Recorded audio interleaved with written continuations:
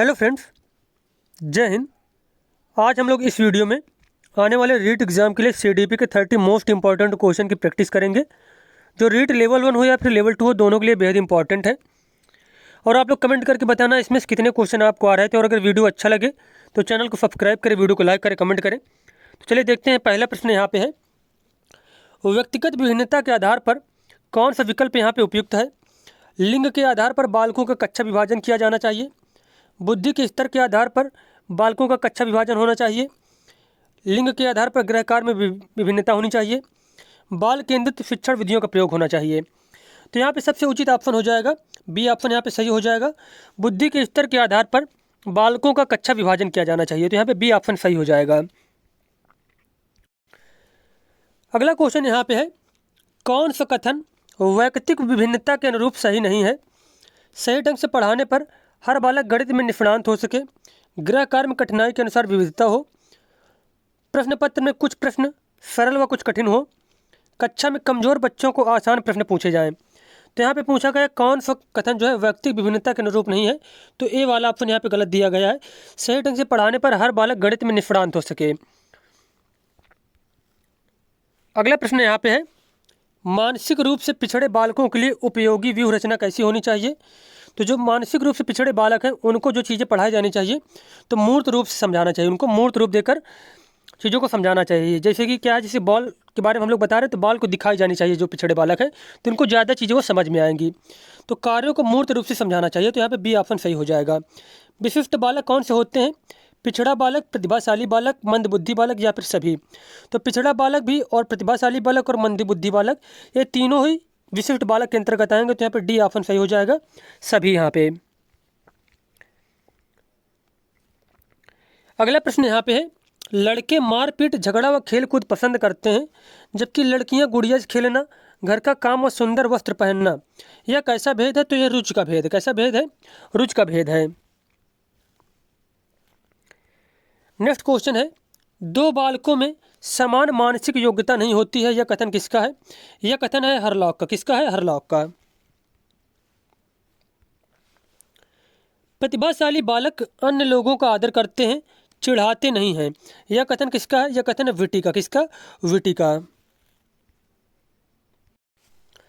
अगला क्वेश्चन दिया गया है, प्रतिभाशाली बालिकाएं विद्यालय जाने से पूर्व ही घर पर पढ़ना लिखना सीख जाती हैं, यह कथन किसका है? यह कथन किसका? टर्मन का। किसका? टर्मन का। उसके बाद यहाँ पे क्वेश्चन दिया गया है, बालक सृजनात्मक योग्यता रखता है यदि वह जिज्ञासावश प्रश्न पूछता है, अधिक नंबर प्राप्त करता है, आज्ञाकारी है और गृहकार्य पूरा करता है, या फिर कक्षा में अनुशासन भंग करता है। तो अगर कोई व्यक्ति जो है जिज्ञासु प्रकृति का है और क्वेश्चन पूछता है तो इसका मतलब क्या है? वो सृजनात्मकता रखता है, सृजनात्मकता योग्यता रखता है, क्रिएटिविटी उसका जो है मतलब क्रिएटिविटी मतलब करता है, सोच रखता है क्रिएटिविटी की। तो यहाँ पे ए ऑप्शन सही हो जाएगा। जिज्ञासावश प्रश्न पूछता है अगर कोई बालक तो सृजनात्मक योग्यता रखता है। अगला क्वेश्चन है, व्यक्तिगत भिन्नता का ज्ञान अध्यापक को मदद करता है शिक्षण अधिगम क्रियाओं की योजना बनाने में। शिक्षण अधिगम क्रियाओं की योजना बनाने में।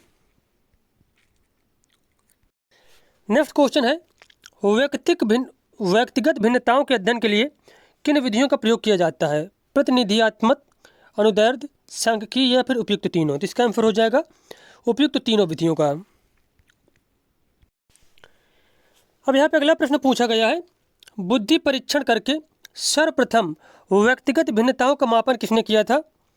बिने ने। किसने? बिने ने। मानव सृजन विज्ञान के अध्ययन में कौन अधिक इच्छुक था? गाल्टन। कौन था? गाल्टन अधिक इच्छुक था। जब नियम भंग में कानून तोड़ने का दोष शामिल होता है तो उसे क्या कहते हैं? उसे अपराध कहते हैं। क्या कहते हैं? अपराध कहते हैं।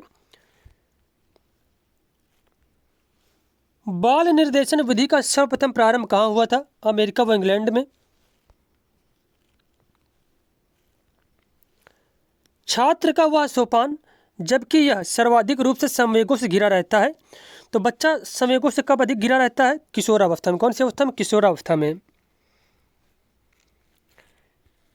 अगला क्वेश्चन यहाँ पे है, व्यक्तिगत भिन्नता निम्नलिखित में पाई जाती है। शारीरिक गुणों में पाई जाती है, मानसिक गुणों में पाई जाती है, शिक्षण अधिगम क्रियाओं की योजना बनाने में पाई जाती है, कक्षा में आवश्यक व्यवस्था बनाए रखने में। तो व्यक्तिगत भिन्नता निम्नलिखित में पाई जाती है, तो इसका आंसर हो जाएगा शिक्षण अधिगम क्रियाओं की योजना बनाने में।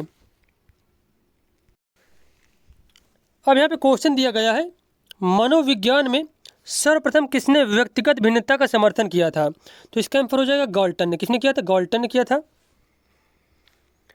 अगला क्वेश्चन है, व्यक्तिगत भिन्नता मापन के लिए किन परीक्षणों का उपयोग किया जाता है? बुद्धि व उपलब्धि परीक्षण, विशिष्ट अक्षमता परीक्षण, व्यक्तित्व व संवेग परीक्षण या फिर उपयुक्त सभी परीक्षण। तो इसका आंसर हो जाएगा उपयुक्त सभी परीक्षण। नेक्स्ट क्वेश्चन है, आदतें व्यक्तित्व का आवरण है। किसने कहा है? क्लैपर ने। किसने कहा है? क्लैपर ने। अगला प्रश्न यहाँ पे दिया गया है, प्राणी के पूर्वकृत व्यवहारों की पुनरावृत्ति आदत है। यह कथन किसका? जेम्स का। किसका? जेम्स का। अगला प्रश्न यहाँ पे है, रुचि ध्यान की माँ है। यह कथन किसका है? मैकडूगल का। किसका है? मैकडूगल का। उसके बाद क्वेश्चन यहाँ पे है, रुचि ज्ञानात्मक, क्रियात्मक व भावात्मक होती है। यह कथन किसका? यह कथन है भाटिया का। किसका? भाटिया का। अगला प्रश्न यहाँ पे है, आवृत्ति मापन की युग्म तुलनात्मक विधि किसने दी है? आवृत्ति मापन की युग्म तुलनात्मक विधि दी गई थी थर्स्टन के द्वारा। किसके द्वारा? थर्स्टन के द्वारा। आत्म प्रत्यय के विकास में क्या सहायक है? तो अभिप्रेरणा। क्या सहायक है? अभिप्रेरणा। नेक्स्ट क्वेश्चन यहाँ पे दिया गया है, व्यक्ति की वर्तमान योग्यताएं जो भविष्य की ओर संकेत करती हैं क्या है? तो वह अभिक्षमता। क्या है? अभिक्षमता। उसके बाद क्वेश्चन है, ध्यान में सहायक आंतरिक दशा है मानसिक तत्परता। क्या है? मानसिक तत्परता। अब यहाँ पे नेक्स्ट क्वेश्चन दिया गया है, आदत निर्माण में सबसे महत्वपूर्ण भूमिका किसकी होती है?